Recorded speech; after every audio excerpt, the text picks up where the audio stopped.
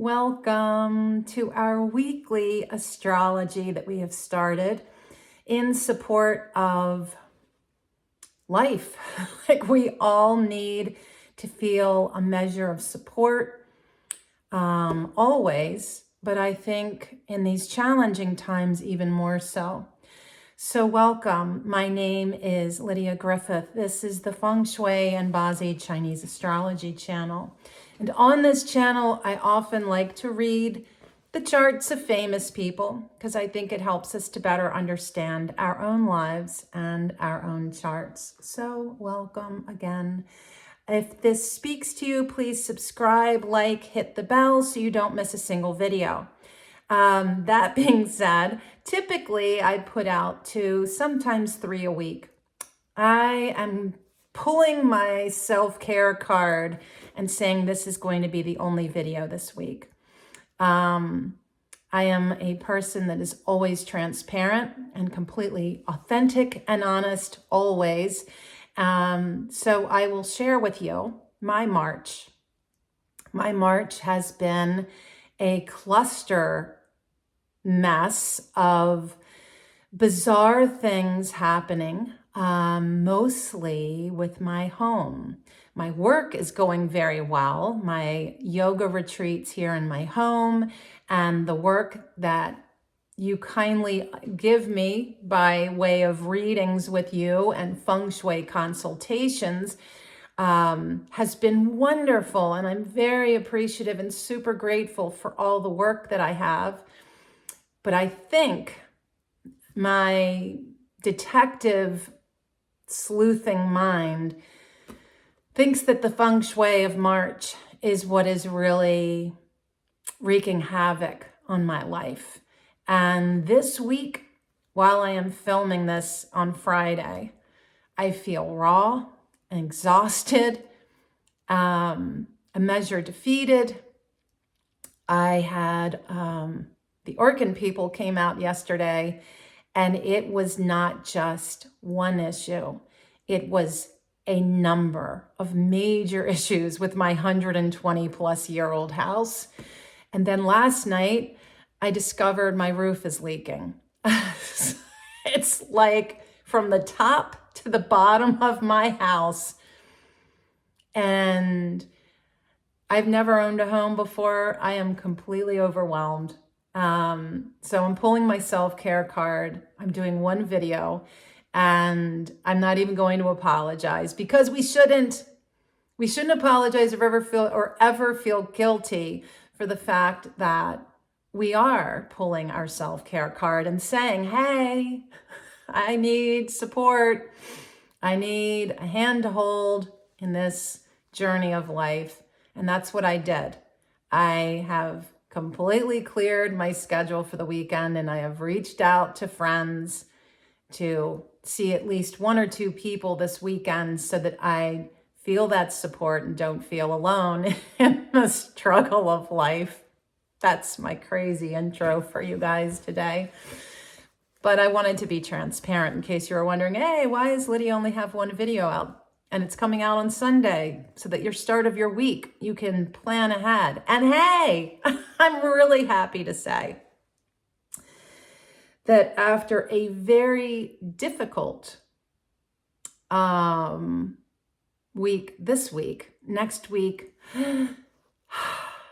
even with a solar eclipse, dear Lord, Mercury retrograde is wreaking havoc as well. And Venus retrograde has been doing some really weird stuff with relationships. It's a lot of breath work, a lot of breathing, time in nature. Anyway, what I would like to do with you today is that once we've done the week forecast, let's go over ways to do self-care together. And we'll brainstorm that. And that's how we can support each other through this particular video. Okay, so let's dive in. This is the week of March 24th. Now, one of the things that's interesting that you'll notice as we move through this week it really starts with a big charge. We start out with a Dragon Day on Monday, which is great energy to work with. If you are in a leadership role, look at how you are leading, right? How are you using your power and your influence? And then for the rest of us, look at how you are leading in your life. How are you using your power in your life? Is there something that you have needed that little kick in the pants to say, all right, I'm ready to go. I'm ready to do this. So that is Monday. It feels like shot out of the cannon. Let's go. Let's go. Tuesday is a snake day. So we've got an amplification of our year of the snake. And this really feels like a day to be calculating, discerning, taking a real step back, okay? So let's, we're going to do this pulse forward and backward because I want you to understand the mood and how you can move with this energy. So Monday, again, how am I leading in my life? Where can I take charge? Where can I dream and imagine something? You fill in the blank. The next day, Tuesday, pull back. You see this? You pull back. And then you ask yourself, what's going on? Discern the truth. Intuit. Listen to your gut. Get quiet. Pay attention. What's going on? Then, Wednesday, go. That's what's going on. You pull back. You take the lead. Then you pull back, reassess, intuit the truth, what's really going on. Then on Wednesday, we get the horse going, go, green lights, let's go. Everything's aligned. This is happening. It is a lot of freedom and a lot of passion, a lot of rising up. Be interesting to see if there's protests, even more than there have been, more activism, okay? The flavor of this week is very supportive of activism. Thursday, we continue this wonderful week of energy where now we've taken the lead, then we pull back to assess what have we done, and intuit the next move.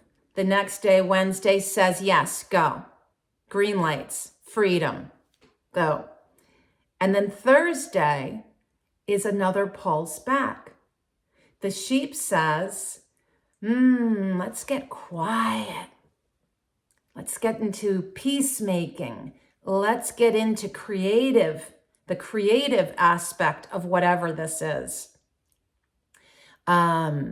Like maybe you're taking the lead on a problem-solving situation.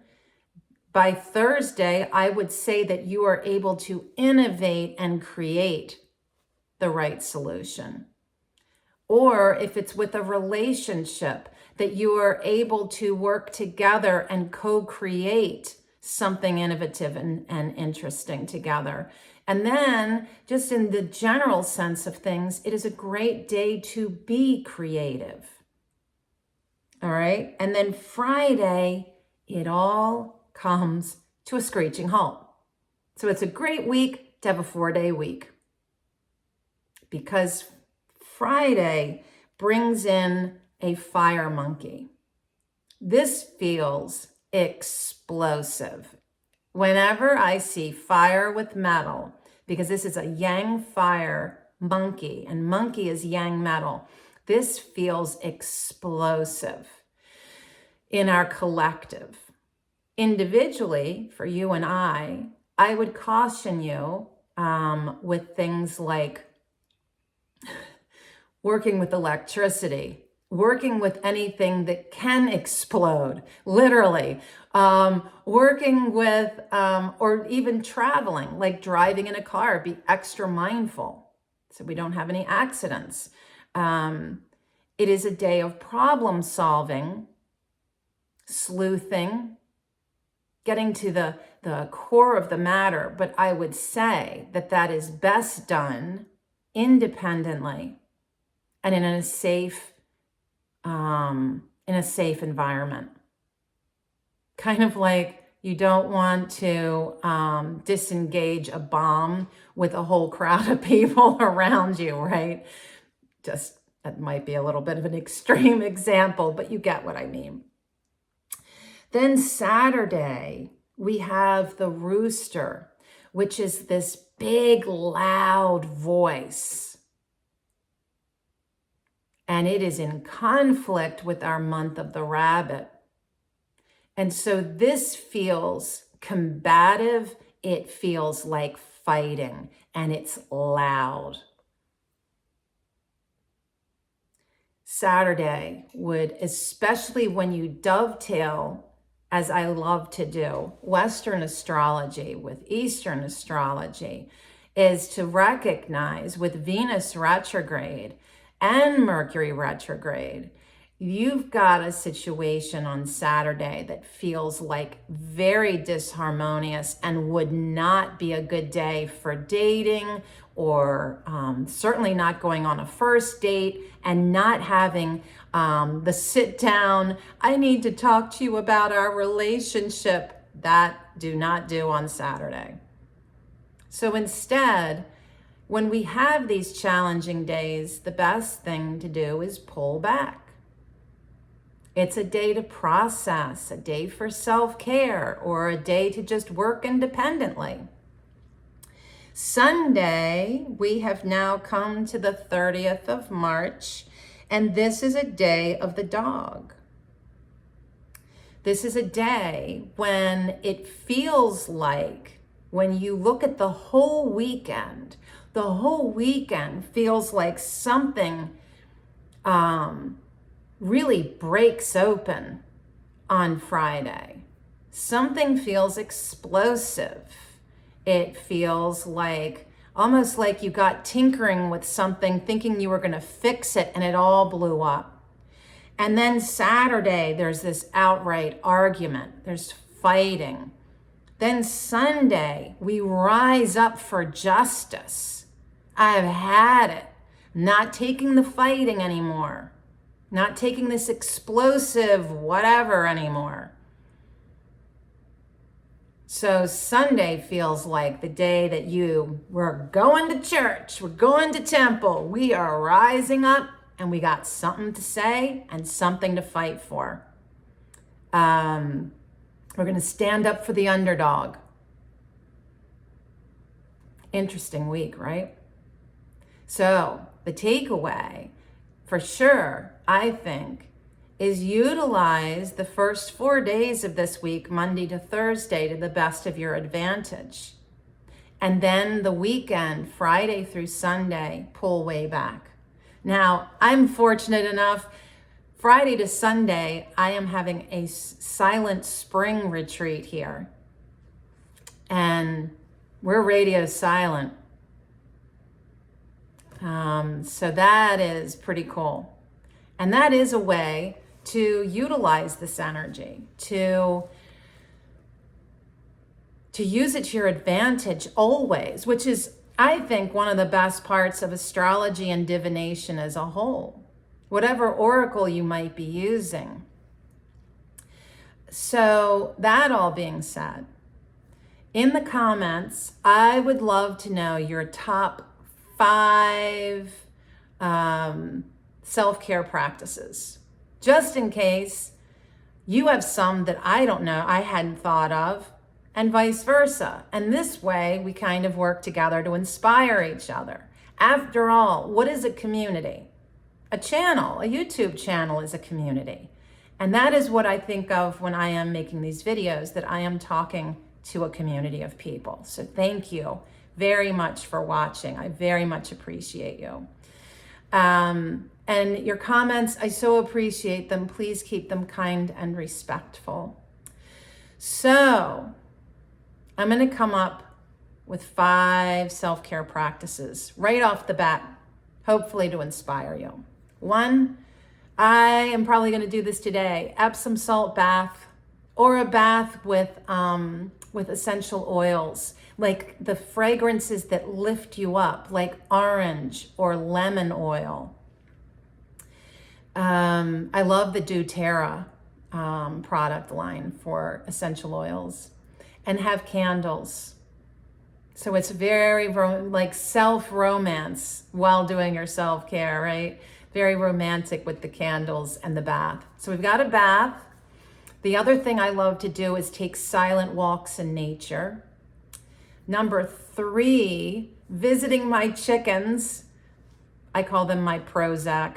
And maybe for you, that's going to a zoo, going to a animal shelter and volunteering. Maybe for you, it's spending time with your own pet, or maybe going and acquiring a new pet. Number 4, meditation. And doing meditation differently, meaning maybe your meditation is sitting out in nature, just listening to the sounds of nature. Maybe your meditation is drumming, a drumming meditation. So doing meditation and then dancing. Dancing like alone in your house, something I love to do. This hallway is so much fun to dance in. This weekend this week, felt like a weekend. This week, I just ended a 5-day immersive self-reclamation retreat with 2 incredible women on a hell of a life journey. And our last night, we were out on the front lawn. It was really warm here, and we were out dancing, doing ecstatic dance to incredible music. And then that's 5. 5 more.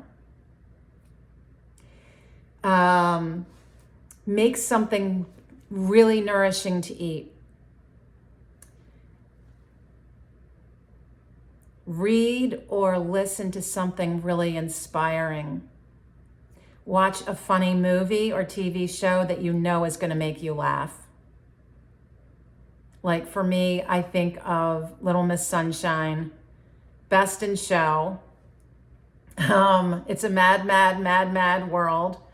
The TV show Schitt's Creek. And I'm sure you have your favorites. All right, 2 more, and then we'll be at 10. Call a friend that always picks you up when you're feeling down. And lastly, do something physical, like a yummy yoga class, or going for a run, going for a swim, something along those lines. So I'm excited to see what yours are, my sweet, sweet friends. And until next time, please be well, take good care of yourselves, and I will see you next week as we go into the month of April. Woo! I'm excited. So there will be 3 videos. There'll be the forecast, the astrology, Bazi Chinese astrology forecast for April, the flying stars for April for your home, and lastly, the best and most challenging days of the month. Thank you again. Please be well.